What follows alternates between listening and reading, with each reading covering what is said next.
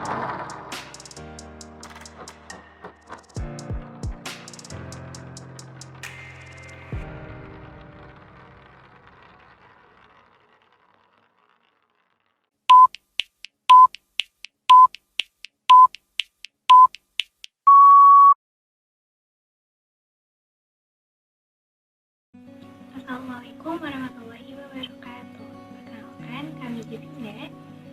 Kami dari kelompok RPL 11 MIPA 4. RPL kami berjudul Aplikasi Teori Modulasi Cahaya dan Arduino dalam Mengatasi Microslip pada Pengemudi. Saya Gisandra Juliana Herawati, absen 10. Saya Kinanti, absen 16. Dan Torik.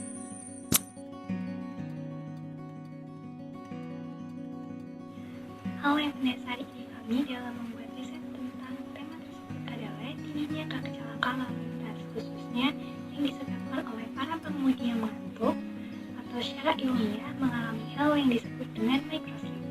Yang mengalami microslip, para pengemudi akan kehilangan kesadaran dan kontrol akan tubuh mereka. Hal ini menyebabkan para pengemudi kehilangan kendali akan alat transportasinya dan terjadilah kecelakaan lalu lintas. Adapun tujuan penelitian yang telah kami susun, yaitu 1. Mengetahui pengaruh teori modulasi cahaya dalam mengatasi microslip. Kedua, mengetahui efisiensi Arduino Pro Mini sebagai prosesor dalam alat untuk mengatasi microslip. Lalu yang ketiga, mengetahui pengaplikasian teori modulasi cahaya dan Arduino Pro Mini dalam mengatasi microslip.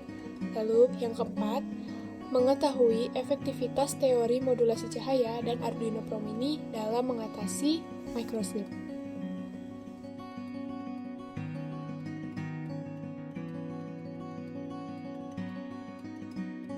Microslip adalah fase tidur singkat yang beresiko dialami oleh pekerja shift malam, individu dengan gangguan tidur seperti insomnia atau sleep apnea, dan pekerja monoton yang sering di depan layar komputer atau mengemudi di jalur lurus. Microslip bisa dipicu melalui kondisi lelah, kurang tidur, dan aktivitas monoton. Saking singkatnya, microslip seringkali membuat seseorang tak menyadari bahwa dirinya telah tertidur. Terkadang, microslip terjadi dengan mata terbuka. Menurut Dr. Ulfi Muroni, pada saat nadi terdeteksi di bawah normal, suplai darah ke dalam sistem tubuh berkurang. Dengan berkurangnya suplai darah ini, maka nutrisi dan oksigen yang mengalir dalam darah tidak optimal didistribusikan untuk kebutuhan sistem tubuh dan sel. Hal ini menyebabkan kondisi tubuh lemas dan mengantuk. Ketika angka denyut nadi di sekitar 60 bpm, maka tubuh mulai merasa kantuk. Dalam riset ini, kami menggunakan aliran listrik untuk mencegah pengemudi dalam mengalami microslip. Manusia dapat tersengat arus listrik karena adanya pergerakan elektron yang harusnya dapat berhubungan dengan barang-barang elektronik.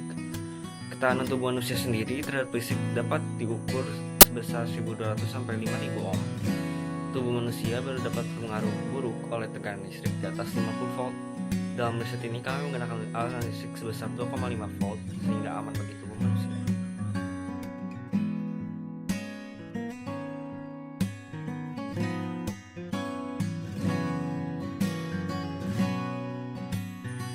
Cahaya tersebut akan diubah menjadi informasi yang diantarkan kepada prosesor alat. Yang pertama, pengaplikasian teori modulasi cahaya terbukti efektif dalam mengatasi microslip. Yang kedua, penggunaan Arduino Pro Mini terbukti efektif dalam memproses data dalam rancangan alat.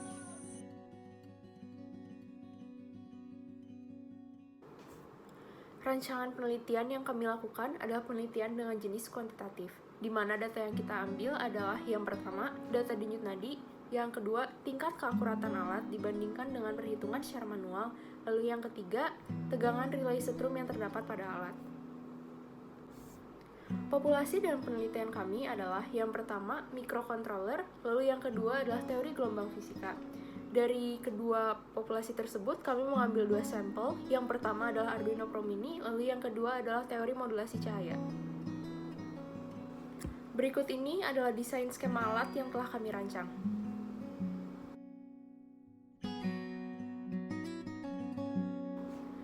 Sedangkan komponen-komponen yang terdapat dalam alat, yang pertama adalah sensor denyut nadi berbasis IoT, yang kedua adalah step down yang berfungsi untuk mengatur tegangan setruman dalam alat, lalu yang ketiga adalah Arduino Pro Mini, yang keempat adalah komponen terapi listrik, lalu yang terakhir adalah komponen baterai.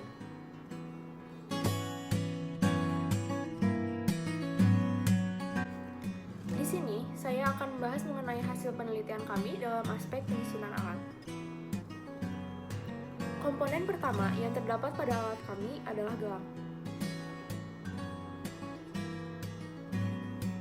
Pada gelang ini terdapat sensor denyut nadi dan juga kawat. Fungsi dari kawat adalah untuk mengalirkan aliran listrik ketika denyut nadi berada di bawah normal. Denyut nadi yang berada di bawah normal mengindikasikan bahwa pengguna yang menggunakan gelang ini sedang merasakan kantuk. Sekarang, saya akan membahas mengenai prosesor data yang terdapat pada alat kami. Berikut ini adalah prosesornya, di mana komponen-komponennya yang pertama yaitu komponen baterai. Baterai di sini sebagai sumber tenaga listrik untuk relay setrum yang akan mengeluarkan aliran listrik ke kawat yang terdapat di gelang.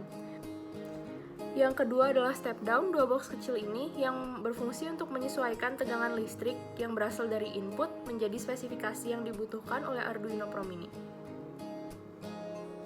Lalu yang ketiga, yang warna hijau panjang ini adalah relay setrum, di mana relay setrum ini merupakan rangkaian yang berfungsi untuk mengeluarkan aliran listrik ketika denyut nadi berada di bawah normal. Lalu yang keempat, terdapat Arduino Pro Mini yang warna biru di ujung. Fungsinya hampir sama seperti CPU di komputer, dialah yang memproses semua data yang masuk, lalu menghasilkan output yang kita inginkan. Berikut ini adalah tampak Arduino sebelum dipasangkan kepada prosesor.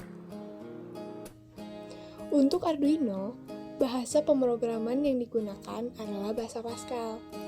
Coding atau pemrograman untuk Arduino mengalami beberapa kali perubahan untuk mendapatkan keakuratan yang terbaik. Setelah alat disusun, yang kami lakukan adalah menganalisis keakuratan alat, yaitu pengukur denyut nadi, lalu membandingkannya dengan perhitungan secara manual.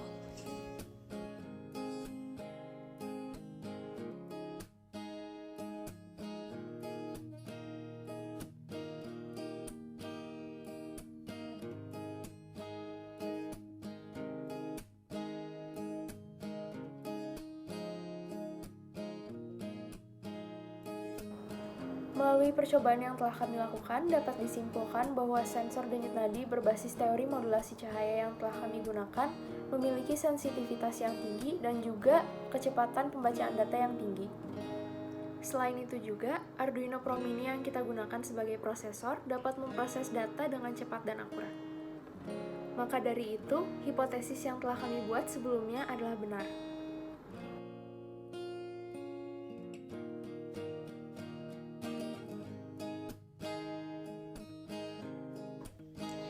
Melalui riset yang kami lakukan, diperoleh sebuah kesimpulan bahwa penggunaan teori modulasi cahaya tentunya sangat berpengaruh dalam mengatasi microslip. Karena dengan adanya penerapan teori modulasi cahaya yang terdapat pada sensor denyut nadi, alat ini bisa mendeteksi kapan kondisi yang tepat untuk memberikan kejutan aliran listrik kepada seseorang yang mengantuk.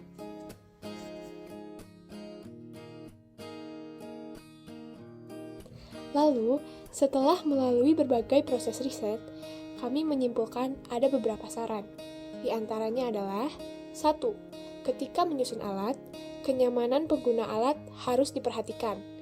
Kedua, dalam menguji alat, pengambilan data harus dilakukan secara teliti, supaya tidak terjadi ketidakakuratan dalam perhitungan menggunakan rumus. Ketiga, sebaiknya kita mempelajari dasar bahasa pemrograman Pascal dan C++ sebelum melakukan coding. Keempat, dikarenakan alat yang disusun berhubungan langsung dengan aliran listrik, maka keamanan alat perlu diperhatikan dengan baik, agar tidak terjadi hal-hal yang tidak diinginkan. Terima kasih atas perhatiannya. Mohon maaf apabila ada kesalahan atau kata-kata yang kurang berkenan. Wassalamualaikum warahmatullahi wabarakatuh.